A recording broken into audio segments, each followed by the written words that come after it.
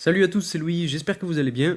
Aujourd'hui on se retrouve pour un quatrième et avant-dernier épisode dans lequel je vous dévoile mon portefeuille de crypto-monnaies pour se préparer au prochain bullrun. Et là aussi, ce n'est pas n'importe quel épisode puisque je considère qu'il est tout aussi important que le précédent et vous allez comprendre très vite pourquoi. J'ai remarqué par le nombre de likes et de commentaires que c'est une série que vous appréciez tout particulièrement, donc déjà je tenais à remercier tous ceux qui continuent à liker et à commenter mes vidéos, ça fait extrêmement plaisir et c'est aussi pour ça que je continue. Pour ceux qui suivent ma chaîne, vous savez que j'ai voulu commencer 2023 avec un nouveau portefeuille de crypto. Alors j'ai déjà fait 3 vidéos dans lesquelles je vous présentais donc à chaque fois 10 cryptos. Et aujourd'hui on va voir en gros les cryptos que j'ai classés de la 31e position à la 40e position. Ce quatrième épisode fait partie des plus importants car on rentre vraiment dans des cryptos peu voire très peu connus qui font partie de thématiques très prometteuses et qui n'ont pas vraiment encore pumpé. En gros aujourd'hui ce top 10 c'est des cryptos dont très peu de personnes parlent et qui vont pumper lors du prochain bullrun. Ce sont là aussi des cryptos qui ne sont pas trop connus, mais qui le sont tout de même assez pour prendre très vite de l'ampleur. Dans cet épisode aussi, j'ai vraiment essayé de diversifier les technologies et les thématiques. Vous allez voir, c'est très intéressant, donc soyez bien attentifs. Je le rappelle pour ceux qui ne connaissent pas cette série, et pour vous donner un petit peu de contexte, ça fait plusieurs mois que je travaille sur le sujet pour essayer de trouver et de vous présenter des cryptos avec les meilleurs potentiels pour faire de gros gains lorsque le marché remontera en flèche. Les différentes cryptos que je vais vous présenter aujourd'hui sont donc des cryptos dans lesquels j'ai personnellement investi au cours de ces derniers mois. J'ai remarqué que les 3 premiers épisodes vous avez pas mal plu, donc c'est pour ça que je continue. Et si je vois que cette vidéo aussi vous plaît, alors je ferai sûrement le dernier épisode avec les 10 dernières cryptos de mon portefeuille. Donc n'hésitez pas à me le faire savoir en likant la vidéo, en mettant un commentaire ou en partageant la vidéo. Ça m'aidera à savoir si je continue cette série ou non. Et en plus de ça, ça aidera au référencement et ça soutient la chaîne. Les cryptos que je vais vous présenter aujourd'hui sont des cryptos qui ont de bons fondamentaux et de gros potentiels, mais qui peuvent être assez risqués. Vous savez que plus le risque est élevé, plus les gains peuvent être élevés eux aussi, et donc c'est aussi pour ça que j'ai attendu la 4e partie pour vous en parler. J'ai vraiment essayé de vous mettre les cryptos que j'estimais être les plus sûrs, entre guillemets, dans les premiers épisodes, pour ensuite se focaliser sur des cryptos qui peuvent être plus risqués, mais qui peuvent donc aussi potentiellement faire des x10, voire des x100 lors du prochain bullrun. Vous allez voir, j'ai choisi de diversifier mon portefeuille de crypto en fonction des différentes catégories pour avoir le plus de chances possible de faire de gros gains. Comme je vous le disais dans l'épisode précédent, aujourd'hui c'est très difficile de savoir quel secteur va exploser. On peut avoir une petite idée mais ce sera toujours très incertain. Et donc c'est pour ça que j'ai choisi de diversifier mon portefeuille. Donc dans les 50 cryptos que je vais vous présenter au fil des épisodes, vous allez retrouver différents secteurs comme les NFT, les metaverses, la finance décentralisée, le gaming ou encore l'interopérabilité. Ce sont selon moi des catégories très prometteuses et c'est pourquoi j'ai investi là-dedans. Pour cet épisode et pour chacune des crypto-monnaies, j'ai choisi de ne pas entrer dans le détail de la technologie du projet pour me focaliser plus spécifiquement sur l'analyse de la courbe. Au passage, je vous mets les 3 premiers épisodes en description. Pour ceux qui ne les ont pas vus, je vous conseille vraiment d'aller les voir. C'est très important pour comprendre la structuration de mon portefeuille. Dans cette vidéo, on va aller s'intéresser à des cryptos moins stables que celles que je vous ai présentées dans les 3 premiers épisodes. Ce sont des cryptos qui sont déjà bien moins connus et qui peuvent donc être très efficaces. Alors quels sont les 10 autres cryptos qui composent mon portefeuille pour 2023 ? C'est ce que nous allons voir tout de suite dans cette vidéo.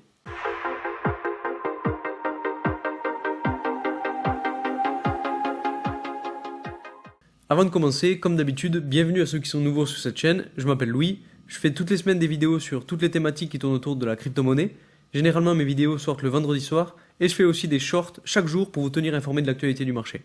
Donc si ce type de vidéo vous plaît, n'hésitez pas à vous abonner et surtout à activer la petite cloche des notifications pour ne rater aucune de mes vidéos.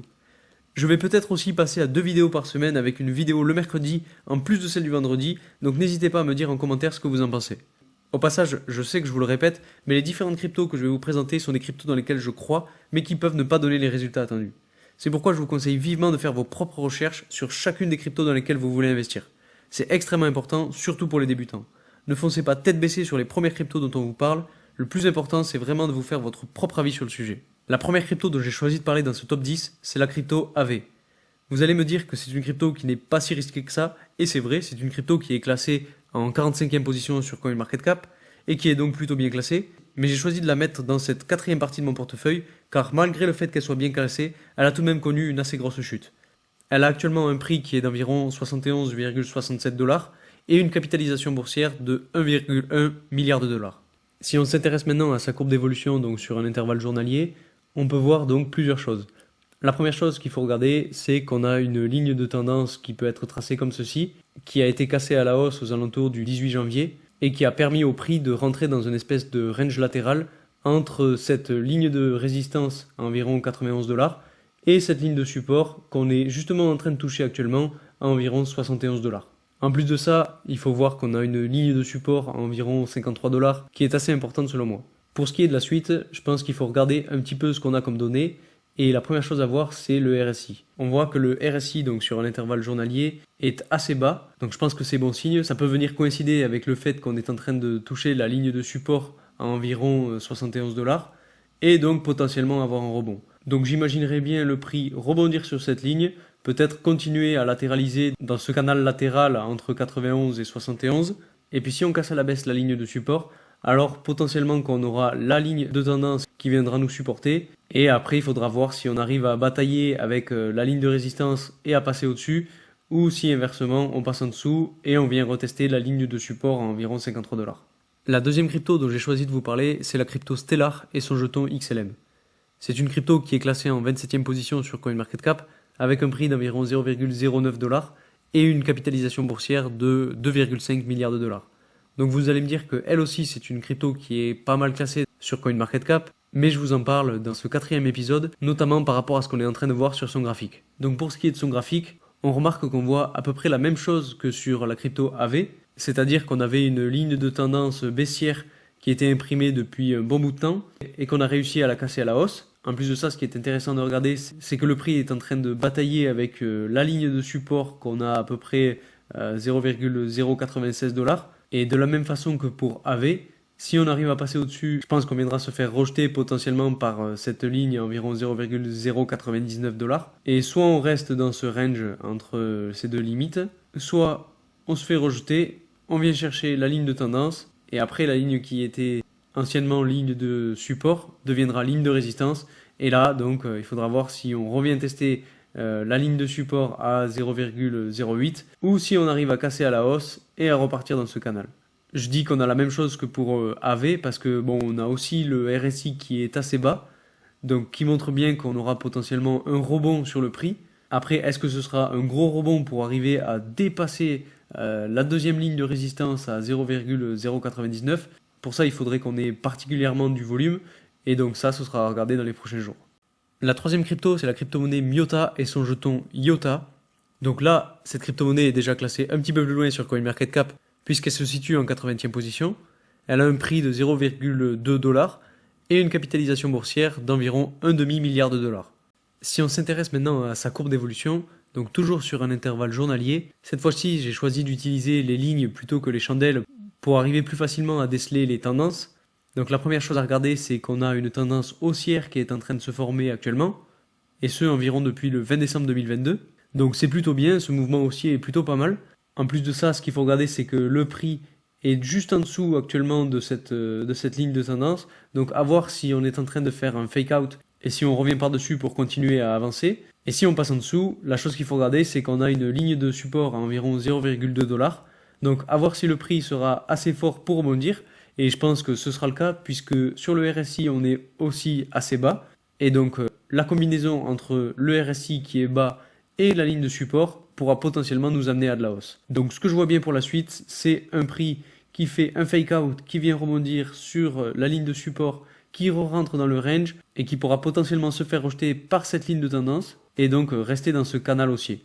Après, il faudra voir pour la suite comment ça se passe à ce niveau-là parce qu'on aura le croisement entre cette ligne de tendance ici et cette ligne de résistance à environ 0,25 $. Donc là, potentiellement qu'on se fera rejeter parce que ce sera un signal assez fort. Mais bon, je vous tiendrai au courant dans les prochaines vidéos. La quatrième crypto que je trouve là aussi très intéressante, c'est la crypto-monnaie XDC Network et son jeton XDC. Elle est classée en 82e position sur CoinMarketCap. Elle a un prix de 0,04 $ et une capitalisation boursière d'environ un demi-milliard de dollars. Si on s'intéresse maintenant à sa courbe d'évolution, la chose la plus importante à regarder, c'est qu'on est passé au-dessus de cette ligne de résistance à environ 0,03 $. Et c'est plutôt très intéressant puisque en fait, donc on est venu casser à la hausse ces deux lignes de résistance, donc à 0,031 à 0,036 $. Et maintenant, on est en train de voir une rechute.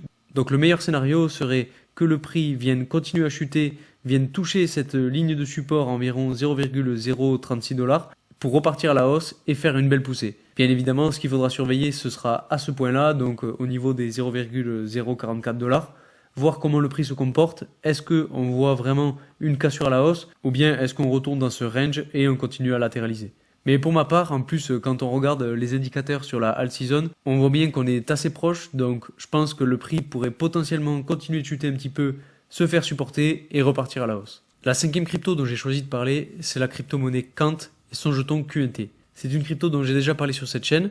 Elle est classée en 41e position, elle a un prix de 109,94 $ et une capitalisation boursière d'environ 1,3 milliard de dollars. Donc c'est une crypto-monnaie qui elle aussi est assez bien classée dans l'écosystème crypto, mais qui représente certaines particularités. Si on regarde maintenant sa courbe d'évolution, c'est selon moi la plus importante des 5 dont je viens de vous parler pour l'instant. Si on essaie d'analyser un petit peu les mouvements, on peut voir qu'on est en train de former un énorme triangle, donc toujours sur un intervalle journalier, avec cette ligne de tendance là et cette ligne de support. Cette ligne de support qui pourrait potentiellement aussi être placée à peu près comme ceci. Donc vous voyez qu'on est actuellement en train de batailler justement avec cette ligne de support et qui est selon moi très forte. Donc on est vraiment à un moment charnière pour cette crypto-monnaie. Vous voyez qu'on est vraiment, je pense, en train de finaliser ce pattern. On a un RSI qui est très bas avec le prix qui est sur une ligne de support. Donc là, on a vraiment tous les indicateurs qui nous montrent que potentiellement on va repartir à la hausse. Donc est-ce qu'on repart à la hausse et on se fait rejeter par la ligne de tendance pour revenir tester une nouvelle fois la ligne de support et enfin casser le triangle? Ou est-ce qu'on casse le triangle à la baisse dès maintenant pour aller chercher une nouvelle ligne de support? Eh bien selon moi je pense que c'est la première option qui est la plus probable, puisque comme je le disais, on a un RSI qui est assez bas, donc qui va potentiellement amener à la hausse. En plus de ça, ça colle bien avec la future alt season, donc il manquerait plus qu'il y ait un petit peu plus de volume pour que le prix puisse enfin sortir de ce triangle et repartir à la hausse. Au passage, j'en profite pour vous dire que pour ceux qui sont intéressés par le trading de crypto-monnaie, vous avez mon lien de parrainage pour la plateforme BitGet qui vous propose un bonus pouvant aller jusqu'à 5 000 $ à l'inscription en fonction du montant que vous déposez. C'est une super opportunité, donc n'hésitez pas. En plus de ça, je vous ai fait plusieurs vidéos pour vous présenter un petit peu la plateforme et les différents avantages. Donc je vous mets en haut à droite une vidéo sur laquelle j'en parle. Et pour ceux que ça intéresse, n'hésitez surtout pas à aller la voir.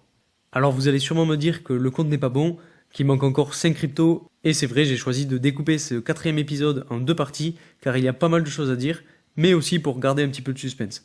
Alors ne m'en voulez pas, la seconde partie arrive très vite. Vous aurez remarqué que j'ai choisi de laisser les cryptos avec le plus gros market cap dans les 5 premières, pour vous parler des 5 plus petites dans la prochaine partie. Et ce choix est volontaire car si vous avez bien remarqué, ces 5 cryptos sont en ce moment sur des points stratégiques et elles sont à surveiller de très près. Donc pour ma part, je vais me focaliser sur ces 5 cryptos dans les prochains jours pour surveiller leur évolution avant de passer aux autres. En gros, cet épisode, ce sera un petit mixte entre des cryptos plus ou moins stables et des cryptos à très fort potentiel. Finalement, la combinaison entre ces différentes cryptos stables des premiers épisodes et celles moins stables dont je viens de vous parler aujourd'hui permet d'avoir des rendements presque à coup sûr lorsque le marché ira mieux et notamment lors du prochain bullrun.